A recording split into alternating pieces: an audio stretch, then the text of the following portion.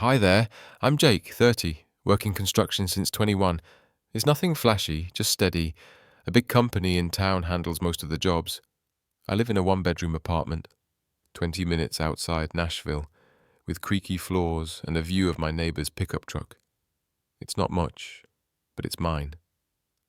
My days go like this: rise before dawn, drink coffee, slip on boots, ignore the backache, drive to the site, work until time blurs, then head home, lungs dusty, mind empty.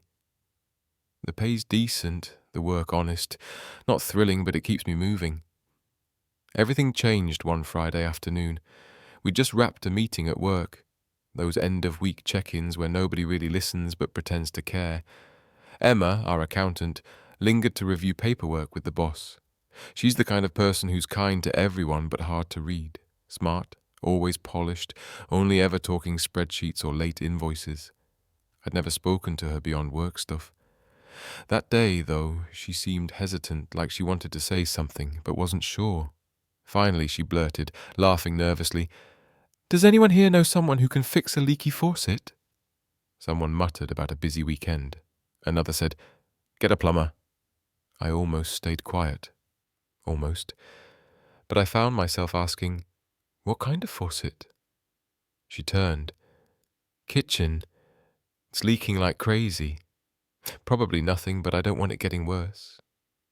I paused, then said, "If it's no big deal, I can swing by tomorrow. Won't take long." Emma blinked. "You'd really do that?" "Sure. Got the tools? Saturday's usually free anyway." She nodded slowly. "Okay. Yeah, that'd be great. Thanks, Jake." Saturday morning, I arrived at her house. The neighborhood was quiet, not too fancy. Her place felt lived in, not staged, like someone actually called it home. She answered the door in jeans, a hoodie barefoot, hair tied up, no makeup, just natural. She smiled warmly, gestured to the kitchen. "Sink's over there, probably a mess." I knelt, checked, and sure enough, the connection was loose. A 10, maybe 15-minute fix. We chatted while I worked, nothing deep. Weather, how long she'd been at the company, her favorite coffee brand. I noticed a few thriving plants on her windowsill, hinting she was more patient than me. When I finished tightening everything, I stood, washed my hands. "Done. No flood for you." She laughed. "Seriously? That's it?" "Yeah," I grinned. "Should charge you for all this effort." She tilted her head, smiling. "What if I made you dinner instead?" I blinked, caught off guard, not by her, but by the offer. "You don't have to." "I want to," she said. "Saves me from 2 hours of YouTube tutorials." I thought for a second. "Okay, yeah, I'm not picky." She laughed again. "Good. My pasta's great, but my salad's awful. You'll get both." So I stayed. She cooked dinner. I helped chop vegetables, nearly butchering a tomato. We sat side by side at her small kitchen table, drinking iced tea from mismatched glasses. Soft indie music played in the background, and for the first time in ages, I didn't feel like I needed to be elsewhere. She asked why I'd offered to help. I shrugged. "It didn't feel like sitting at home, and you seemed like you needed someone to say yes." She looked at her plate for a moment. "Yeah, I kinda did." After dinner, I stood, stretched my aching back, grabbed my keys. She walked me to the door. "Thanks again for everything," she said. I smiled. "Thanks for the food, it was good." "You didn't touch the salad," she teased. I said what I said. She let out a real laugh. No hug, no lingering. Just a quiet sense that something had shifted. I got in my truck, noticed the porch light she'd left on for me, and drove into the night. I didn't know then that this was the beginning of something. Monday morning, I headed to the site as usual. It was cold, the Tennessee sun barely cutting through the wind, slicing my jacket. I expected another typical shift, drywall, sweat, repeat. But in the break room, grabbing coffee, there was Emma, standing by the microwave, talking to the site coordinator. clutching a report like always. This time, though, our eyes met and something flickered. A quick, small smile. Not obvious, not flirty, just different. It rattled me more than I expected. Later, around lunch, I stopped by the office trailer for a document. Emma was there, entering data into a spreadsheet. "No water leaking from that faucet today, I hope," I said. She smiled. "Dry so far. Sure you don't charge for follow-ups?" I laughed. "You paid me in pasta. That's my rate." She leaned back slightly, looked up. "Fair trade." I grabbed the folder, nodded, and headed out. "Jake," she called. I turned. "You like pho?" I blinked. "Vietnamese soup, yeah, I've had it before." She grinned. "There's a new place by the mall, thinking of trying it this week." A pause. "You asking me to come?" I said. She raised an eyebrow. "You like pho?" I smiled. "Could learn to." She nodded. The next night, Tuesday, we went. She showed up, hair partly pulled back in a light green sweater. I arrived 5 minutes early, sitting in my truck, staring at the steering wheel like a nervous 16-year-old. Dinner was simple at a quiet little spot. She ordered with ease. I followed her lead. We talked about anything but work, music, old jobs, weird neighbors, about a squirrel once stuck in her attic. It didn't feel like date, but it wasn't not feel like one either. We split the bill, she insisted. "I'm not the kind of lady woman who owes anyone just because he fixed her pipes," she said. I walked her to her car. It became a thing after that. Not planned, not scheduled, just natural. A meal here, a text there. Some days we'd both work late, leave together. One Thursday, she called during a break. Her smoke alarm wouldn't stop beeping. I drove over that night with a new battery and a step stool. We didn't label what we were doing, and honestly, I didn't overthink it. I just liked being around her. That was enough. 2 weeks later, we were eating takeout in her living room after I fixed a stuck kitchen drawer. She pulled out a puzzle, said it calmed her down. I helped sort the edges. That night we talked more than ever. She mentioned not dating since her divorce, how the silence in her house used to feel heavy, like it judged her. I admitted I didn't know what I was doing either, but I loved hearing her laugh. Things got quiet. Then she said softly, "You don't feel like a stranger?" I didn't reply right away, unsure how. I just looked at her. She turned toward me. I leaned in, slowly, deliberately. She didn't pull away.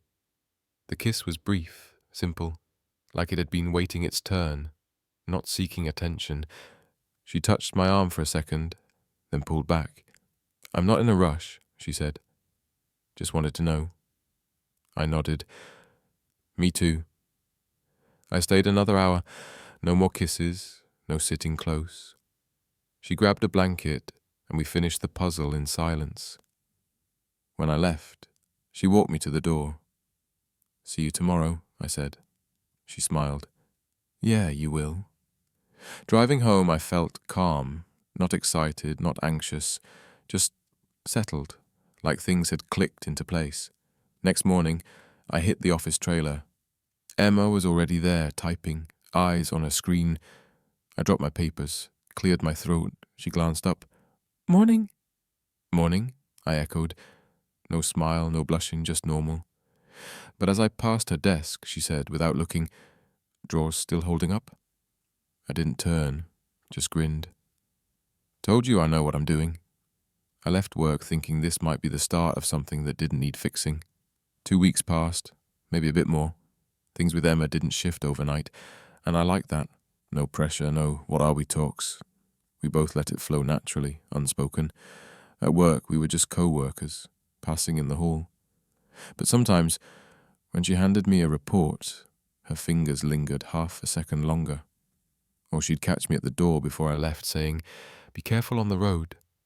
Outside work, we kept crossing paths. Nothing grand, no candlelit dinners or romantic getaways. It was more like sharing life. She'd call about her porch light flickering again.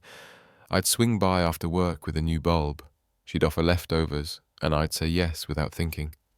One Friday night she texted, "Hey, any chance you can check my water heater this weekend?" Making weird noises. I replied, "Haunted appliances cost extra." "Chili's on me," she shot back. That Saturday, I showed up after grabbing supplies from the hardware store. The weird noises were just sediment rattling in the tank. I flushed it, tightened some valves. By the time I finished, the kitchen smelled amazing. She handed me a bowl of chili and a beer. We sat on the couch, didn't talk much. It was warm, and I thought, if every weekend's like this, I'm good. She mentioned her ex-husband never liked fixing things, always telling her to call a handyman for the smallest jobs. I didn't pry, just listened. Then she looked at me. "You make it easy to trust again." I didn't know what to say, just nodded. That felt like enough. The next weekend, I invited her to my place. "It's not much," I warned, "just a rental with a crooked porch and carpet. I didn't choose." She didn't care, brought a puzzle and a homemade pie.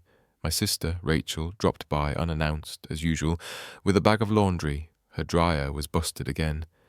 Seeing Emma at my table with coffee, Rachel raised her eyebrows. "Hi," she said, dropping the bag. "Didn't know we had company." Emma stood, polite but unfazed. "I'm Emma, work with Jake." Rachel eyed me, then her. "Nice to meet you. You cook?" Emma smiled. "Sometimes." Later, as Rachel left, she pulled me aside, whispered, "She seems solid. Don't screw it up." I didn't plan to. That night, Emma stayed a few hours. No kissing, no sitting close. She helped me organize a chaotic drawer. She found an old birthday card from my dad, from when he still wrote notes, and handed it to me. "Keep this safe," she said. The way she said it tightened my throat. The following weekend, we hit lows. I needed drywall tape. She wanted a new living room lamp. We wandered the aisles for over an hour, mocking overpriced light fixtures, joking about flimsy plastic tools. At one point, she said, "I like this. Going shopping." I asked, "Shopping?" "No," she said.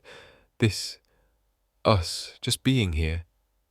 I didn't reply, just looked at her. Her eyes were different.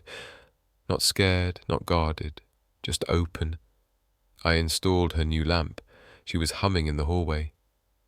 "Never thought someone would do all this just because they wanted to," she said.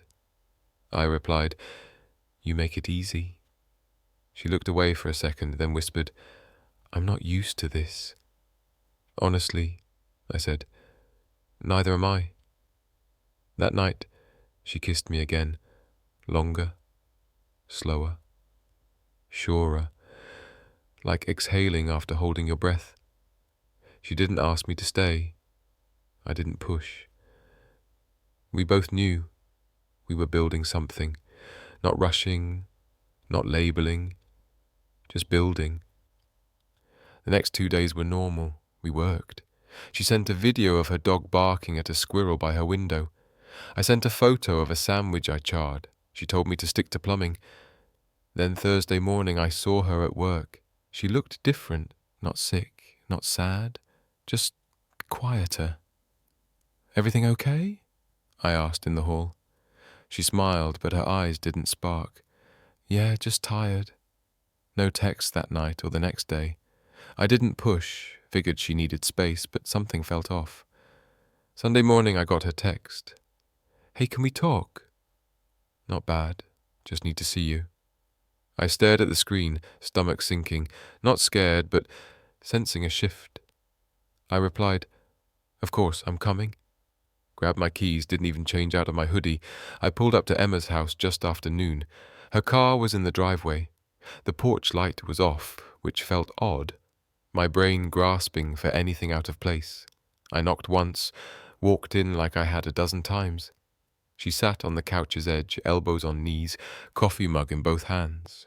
She looked up, and I knew instantly something was wrong. Not devastating, not grief, just real, like she was bracing for something big. I shut the door softly. "You okay?" She nodded, but didn't speak right away.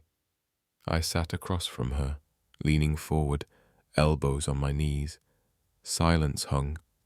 No music, no background noise, just the fridge's hum and the heater's occasional pop. Finally, she spoke. "I took a test." I blinked. "What kind?" She glanced at me, exhaled long. "Pregnancy test." My throat tightened, but I kept my voice low. "Okay," she went on quickly. "Didn't even think about it till I was late. Thought it was stress or I lost track of time. Didn't want to assume, but it's positive." I asked softly, "You sure?" She nodded. I leaned back, letting it sink in. My chest felt tight. Not panic, just too much air, not enough space. I stared at the floor a moment. Emma watched me, not just waiting for a reaction, but searching for the first sign of retreat. "Jake," she said softly, "I don't expect anything right now. Just had to tell you, that's all." I looked up. "You thought about what you want to do?" She shook her head. "I'm leaning toward keeping it, but I'm still figuring it out. Didn't want to decide without telling you first." I nodded slowly. Then I stood. She looked at me like she thought I might bolt. I didn't blame her. Plenty of guys would. "I'll be back soon," I said. She blinked. "Wait, where are you going?" "Just need to think, but I'm not running. Promise." She didn't stop me. I left quietly, got in my truck, drove aimlessly for an hour, past the job site, down back roads, toward the lake. No radio, no calls, just driving. I pulled over on a gravel turnout off Old Mill Road, parked and sat. I thought about her, not just the past weeks, but everything. Her face when I showed up to fix her faucet, the beer she handed me after I swapped her porch bulb, her smile when she thought I wasn't looking, her saying, "You don't feel like a stranger." Sitting there, I realized I wasn't scared of the baby. I was scared of not doing right by her. Next day I called in sick, hit the hardware store for a new doorbell button, she'd complained about hers, and a light fixture for her hallway. Then I stopped by a jewelry store near the grocery, bought a simple ring box. I drove straight to her house. She answered in a hoodie and leggings, hair back, eyes puffy like she hadn't slept. I held up the small white bag with the ring box. "Jake," she said. "Wait, come inside," I said. "Let me say this." She nodded slowly, stepped aside, closed the door. I stood in her living room, hands sweaty, unsure if this was perfect, but knowing it was right for me. "No big speech," I said. "I'm not doing this because it's what you're supposed to do when this happens." She looked at me, silent. "I'm doing this because I've never met anyone I respect like you. You don't ask for anything, don't expect anything, yet you give more than anyone I've known." I paused, touched the ring box in the bag. "This isn't an answer. It's what I already wanted. This just made it clearer." Emma stood still, her face steady but her eyes softened, something real breaking through. "I want to be with you," I said. "Not just because you're carrying my kid, but because you're the person I want anyway. Marry me." I opened the box. A plain gold ring, not flashy, just honest. She stepped closer, looked at it, then at me. "You mean that?" she asked quietly. I nodded. She took a breath and I thought she might cry, but she smiled instead, calm, warm, relieved. "Yes," she said. "Yes, I will." I slid the ring on her finger. It fit. Not perfectly, but close enough. We hugged. No tears, just quiet. The kind of moment you don't explain to anyone. Later, we sat on her porch, eating sandwiches she made, watching wind scatter leaves. She touched her stomach once, almost absently. "I was scared to tell you," she said. "Didn't want to ruin what we had." You didn't, I said. You gave it a name. She looked at me. What's that? I smiled. A beginning. We didn't want a big wedding. Neither of us did. Emma said she'd already done the whole thing once. White dress, photos, high school acquaintances. I never pictured myself reading vows to a crowd with shaky hands. We just wanted it real, simple. So we married on a Thursday afternoon at the county clerk's office. Her brother drove from Knoxville with a camera. Rachel showed up with a bouquet from a grocery store parking lot. No suits, no speeches, no DJ. Emma wore a cream blouse, black flats, a calm look that told me she wasn't nervous, just ready. When the judge asked if we wanted to say anything, I looked at Emma and said, "You know what you mean to me?" She smiled. "Let's do this." "Let's," I said. We grabbed lunch at a diner down the street. Rachel teased us for getting grilled cheese on our wedding day. Emma said, "It's what I wanted. Can't beat that." That night, we went back to her place. Our place now. My lease was up. It made no sense to stay elsewhere since I was at her house every night. Moving was simple. A few boxes, my tools, my beat-up recliner that didn't match but felt like home. Emma was starting to show. Not much, but enough to notice when she turned sideways, a curve that made you pause and smile. Sometimes I'd catch her in front of the bathroom mirror, hands on her belly, like she was still wrapping her head around it. I didn't push.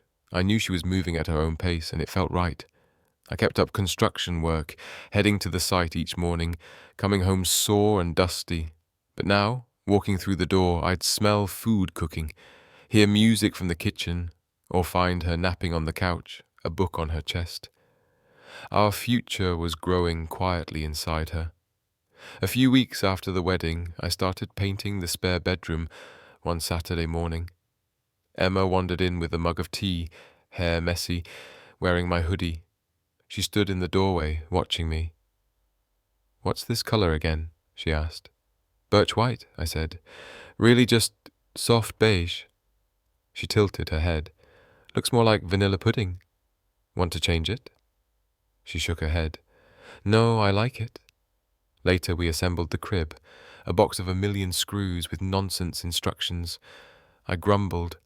She read the manual, trying not to laugh. Halfway through I looked at her. "You know this thing's going to get chewed on and peed in, right?" She smiled. "That's kind of the point." That night we sat in the nearly finished nursery. No lights, just the hallway's glow. Walls painted, crib up, little dresser from a thrift store filled with tiny socks and onesies. She said softly, "Thought I'd never get here." I looked at her. "Where's here?" "Not the house, not the baby. This peace. The kind that doesn't hurt." I took her hand. "Doesn't feel like a second chance," she said. "Feels like the first real one." We didn't say more, just sat in that beige room, waiting for someone we hadn't met but already loved. As her belly grew, our routines deepened. Sundays meant grocery runs and laundry. Fridays, we got takeout, worked on puzzles like the one from that first late night. This time we nearly finished. In her second trimester, Emma worked from home, laptop open, spreadsheets up, bowl of crackers nearby. She was quieter, more tired, but never complained. One night after dinner, she leaned against the counter. "Promise me something," she said. "Anything?" "If anything happens to me, you keep going. You take care of them. Don't check out." I froze. "Nothing's going to happen." "I know," she said. "Promise anyway." I stepped closer, held her face. "I promise, but I'm planning to grow old with you, comparing pill organizers." She laughed, a deep, teary laugh. "I want that," she said. "I really do." Our daughter arrived early spring. We named her June after Emma's grandmother, who taught her homemade pasta and said, "The quiet ones love the deepest." Emma gave birth in the same hospital where she'd visited her mum for surgery years ago. "Life's weird," she said. "Full circle." Holding June, I was terrified to breathe, like it might break her. But Emma was calm, exhausted, but alive. "You're already a better dad than you think," she said. I kissed her forehead. We'll figure it out. And we did. No social media posts, no announcements, just quiet, gentle living together. A few months later, I got promoted to site foreman. Better hours, slightly more pay, still dirty work. But now I came home to someone who didn't care how I smelled. One night, I walked into the kitchen, saw Emma barefoot, holding June to her chest, stirring soup with one hand. She turned, smiled. "Hungry?" "Always," I said. "Made pasta?" I stepped closer, kissed her shoulder. "Should charge you for all this work," I joked. She glanced back, that same half smile from months ago. "How about I make you dinner instead?" We both laughed. Same kitchen, same woman, same quiet love that didn't need showiness, just stayed. That's how it ended. No fireworks, no drama, just the smell of dinner, a baby's weight on her chest, and a man who'd found everything he didn't know he needed.